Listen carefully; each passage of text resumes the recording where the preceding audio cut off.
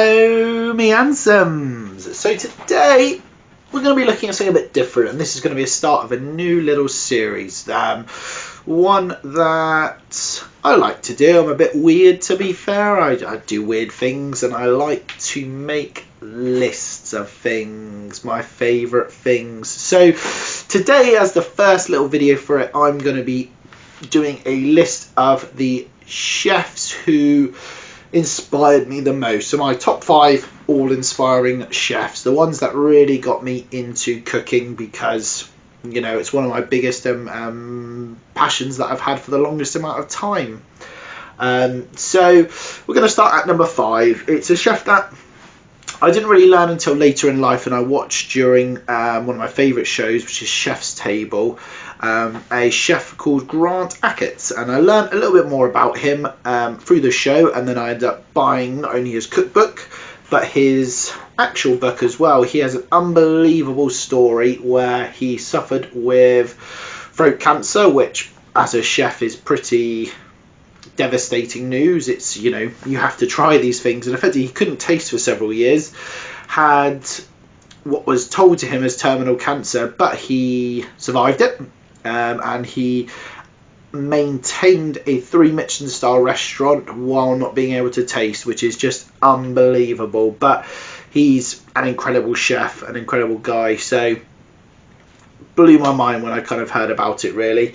The next is a very old chef, one of the first real TV chefs, Keith.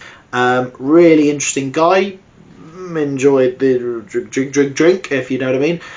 Bit too much, and unfortunately that was obviously one of his downfalls, because of course he passed away. But you know, being from the southwest, we don't really get a huge amount to shout about, and we're quite often left in the lurch, really. But he was from the southwest. He was in Taunton for quite At number 3, we move along to Antonio Carluccio. Of course, the face of the Carluccio brand again.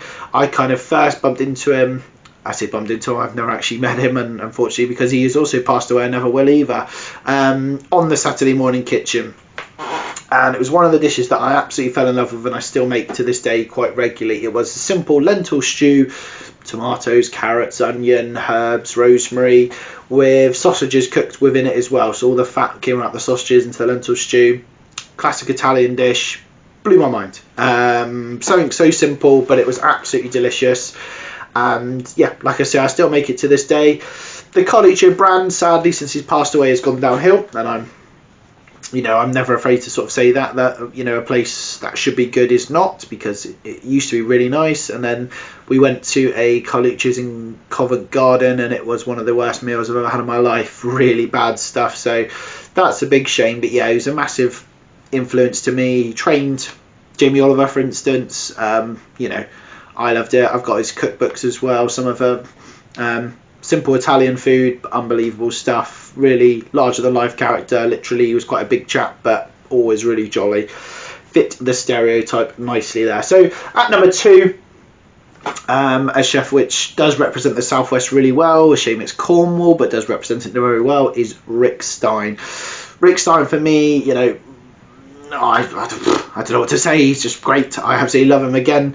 Really passionate about what he does, travels the world, has. And then finally, number 1, you know, no surprises here. It's many, you know, cooking inspired people, chef people's things. I won't call myself a chef anymore because I've not done it for several years. But it is the great Gordon Ramsay. What can I say? The biggest celebrity chef ever to exist. Multi-Michelin star winning, and you don't just get that through luck. He has some real. I'm lucky. I'm going to keep doing it. But ta for now. Take care.